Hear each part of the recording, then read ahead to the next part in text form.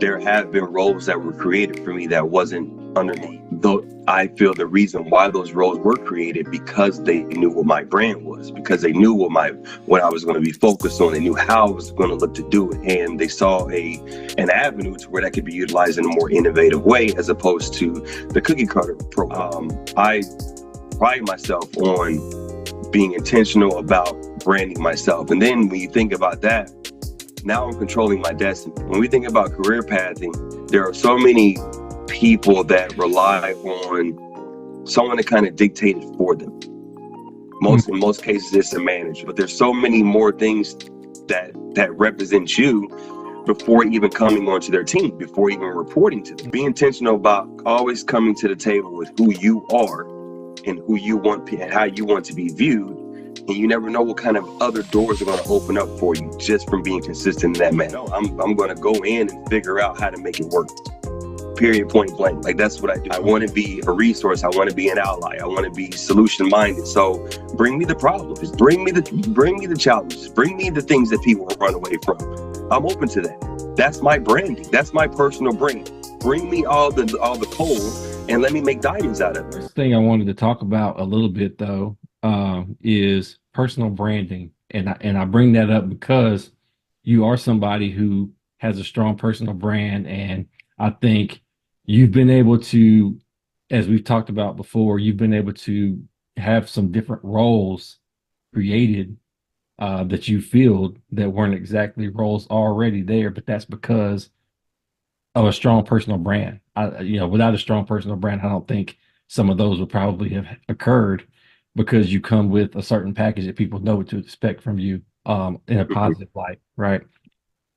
So I want to talk a little bit about the importance of personal branding with you today. And my first question is, what is a personal brand and why is it important? So, when you think about a personal brand, it is, for me, it's your identity and how you want to be viewed. The reason why I consider it to be personal is because you need to be deliberate.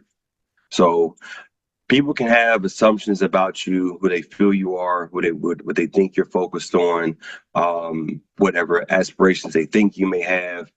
But if you're not deliberate at making those things a point, then people are going to have their assumptions. Those assumptions could be false. They could be true about you, right?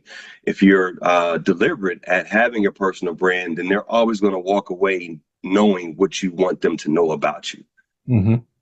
And then they're going to go into other rooms that you may not necessarily be invited into, and they're going to speak about you accordingly, the way that you would want to be represented, right? Especially when you're not in that room. So, personal branding is really just having a determination and a clear focus on how you're going to promote yourself to be heard, to be remembered, right?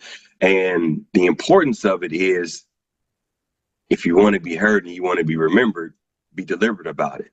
Yeah. So that way, other people going into other rooms can represent you accordingly without you being in that room. Okay. That would be my defined method to utilizing personal branding. Okay. So at high level, what I'm hearing there is it's a way for you to take charge of your image, your professional image, right? Versus allowing it to be dictated by others or kind of left to chance based on whatever interpretations or assumptions other people might have. Correct. And then to your point, so yes, there have been roles that were created for me that wasn't under the normal archy of Ronstead, right? Though I feel the reason why those roles were created because they knew what my brand was, because they knew what I was going to be focused on. They knew how I was going to look to do it, and they saw an avenue to where that could be utilized in a more innovative way as opposed to the cookie cutter profile. So I pride myself on being intentional about branding myself. And then when you think about that, now I'm controlling my destiny.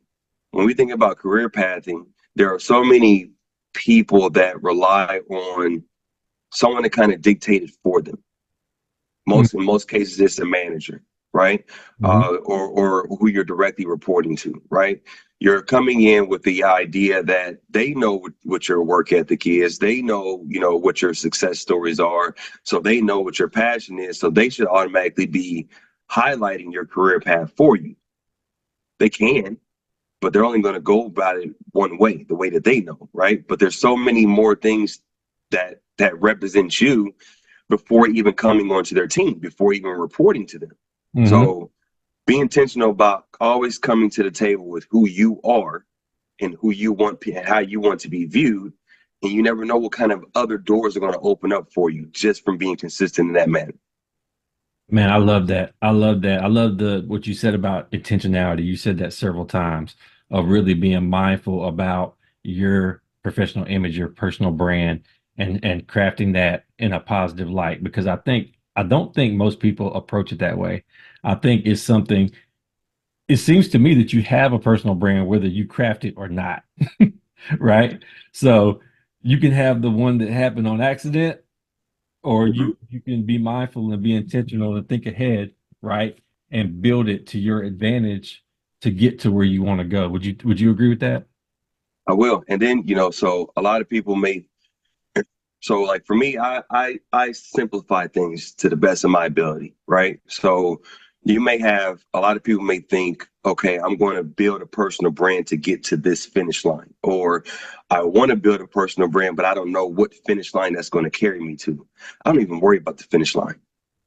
I just worry about walking forward Hmm. and not tripping when I walk. So the only things that I can control is me, right? Hmm. I know what I'm going to do. I know who I am. I know what I'm capable of. I'm going to promote myself. And what other doors are opened up in the interim, that gives me the opportunity to now decide if I want to walk through that door or not. Gotcha. Gotcha. Gotcha. Okay. And so I'm also hearing from you that your personal brand also helps dictate your opportunities. As Correct. right? Because by navigating and creating a strong personal brand, you have situations where opportunities will come to you because of the reputation you built for yourself, impressions you made on people that are in positions to have opportunities, and like you said, speak for you when you're not there in a room, right? So it's important because now you're leveraging not only the opportunities you have directly, you're leveraging indirect opportunities by creating advocates for you because you have a strong personal brand. Correct. Outstanding, man. Man, we're just a couple of minutes in and we already got several nuggets. So I I pre got an example. Would you like an example? yeah, yeah. Share an example for me. Okay. So, for example, when I show up to work, I show up to be solution orientated, right? Okay. Solution minded, right? I want to be an asset to anybody that's going to work and partner with me. Like that's my simple goal, simple format. That's my personal branding, right? Um, in doing so, my boss had came to me with an opportunity. This was a I won't go with the names of clients and things to that degree, but Yeah. it was a huge client for our company within our department, one of the largest ones that we've ever encountered. The whole process was new. There was nothing created, there was nothing structured, there was nothing formatted. So somebody as a leader was going to have to come in and take on multiple hats, mostly like a startup. I was going to have to take an operations approach. I was going to have to take an onboarding approach. I was going to take a business management approach. I was going to take an account management approach, in addition to what's on my plate, which is leading my team, right? Yeah. And then, partnering and being successful with all of our KPIs, metrics, et cetera, et cetera. Okay. Oh, by the way, I had to create those too, because those weren't even established. So Okay. in most cases, somebody will walk into that situation like, that's too much. It's overwhelming. Like, I walked in and said, can I do it the way I want to since you have no structure of how to do it? Ah, okay. Yeah, okay, well, fine. I'll figure it out when I need you. I'll let you know. So I feel like my boss came to me because she knew I'm willing to accept a situation for what it is and make it what I want to make it. Yeah. And I'm not going to come at that with a oh my gosh, I'm overwhelmed because I'm not getting hits or I'm not or don't have this or I don't have that. No, I'm going to go in and figure out how to make it work. period, point blank. Like, that's what I do. I want to be a resource. I want to be an ally. I want to be solution minded. So bring me the problems. Mm. Bring them to me. He said, Bring me the problems. bring me I'm fine with it. Bring me the challenges. Bring me the things that people run away from. I'm open to that. That's my branding. That's my personal brand. Bring me all the coal and let me make diamonds out of it. mm, mm. And what better So brand? Wow, what better brand to have than somebody who welcomes problems and challenges and is a problem fixer? Who wouldn't want somebody that's willing to take on anything, any issues, really, and take the stuff that people don't want to deal with, the headaches, and take those and navigate those and have that type of mentality and the positive attitude you have. We're going to get to that. The positivity you approach it with as well. because, excuse me, even in this example, ideally, they could have found someone more senior that had experience in the operation side, in the onboarding side, in the account management, the business development. They could have found somebody who had all those skills already, but would they have had the passion? Would they have had the resiliency to do it? You know what I mean? Would they have had the innovativeness, the creativeness Mm, to make it their own, right? okay. Without any lines that they can draw within, right? So, and then, and then be honored and be appreciative. Like, okay, thank you for giving me this opportunity. Yeah. So bring me the problems. I look at that as an honor. Thank you for trusting me with the things that you can't figure out for yourself. Thank you. Thank And you, let's do it together. man. And you said something earlier, and I didn't want to miss it, but I didn't want to cut you off either. Um, and I lost my train of thought, but if it comes back to me, I'll circle back to it. But you made me think about something. I'm upset I missed it, but I didn't want to cut you off. All right. So anyway, I don't want to stop your momentum because I think we're on a roll here. But right now, while you're on a roll, I want to know from you, John Deere the third, what are the keys to building a strong personal brand? Well, first and foremost, I would say consistency is going to be key. However you brand yourself, you need to make sure that's something that you're going to live with for the rest of your life. Okay. So if you say I am solution minded, you got to be open to the problems coming to you. Yeah. You got to be open to deadlines that may not be realistic, and you have to be able to say this is why that's not realistic. Yeah. Okay. Um, Got you that. have to be, and then when we talk about consistency, you have to be honest with yourself. Hmm. I run into a lot of people that are applying to certain positions. I'm looking at their resume and I'm like, you can't even speak to this. Like, why are you? I understand that's the type of pay you want to make. I understand that's the type of shift that you would like. I understand that's the type of industry you want to be in. Mhm. But we got two different phases we need to really hone in and get to before we get to phase three. And you're going from phase 0 to phase 3. So you got to be honest with yourself. Even if Okay. you were given that opportunity, can you be consistent and successful in that role? Yep.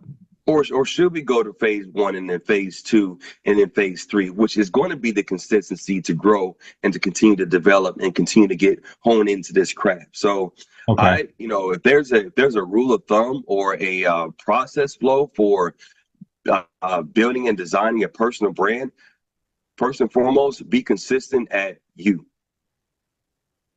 Okay. Because if you know who you are, if you're confident in what you're speaking about, you're not going to please everybody. The situations where you can't please somebody, you could still walk away with your core intact. It Hmm. didn't work for them. It didn't work in that industry. That doesn't mean I don't work. Right. No one's perfect, right? Hmm. Maybe the relationship wasn't there. Maybe the partnership wasn't there. Maybe the camaraderie wasn't there. Maybe there are things that I didn't know about that I was never told, which prohibited me from being able to do my job Right. accordingly and effectively, right? Those things don't have anything to do with me, though, because I know my aptitude. I know what I'm going to bring to the table. I Hmm. know my determination, right? So those are the things that I am going to promote when it comes to my personal branding. I'm not saying I'm going to be your solution. I'm going to say I'm solution minded. I'm going to give you all the suggestions that I feel that are solutions to this situation. You may not agree with those as solutions. Mm-hmm. You may not want to entertain those as potential solutions. It's fine. But I know my due diligence and what I did to come up with those solutions. So when we think about, building your personal brand, I would say 100% consistency, and consistency at understanding who you are and carrying that forward. Okay. So let me tell you what I've heard, because you said quite a bit there. So I did hear the consistency. You said that several times. Um, so consistency means people are going to know what to expect from you because you deliver on a consistent level, right? You've been able, you've shown you can deliver not just once, but regularly on an ongoing basis over an extended period of time, right? That's the routine, correct? Yeah. Self-awareness, knowing your strong, what your strong suits are, where you're strong, and also where your blind spots and your growth areas, right? And then being honest with yourself about what you're ready to take on, and not overshooting, right?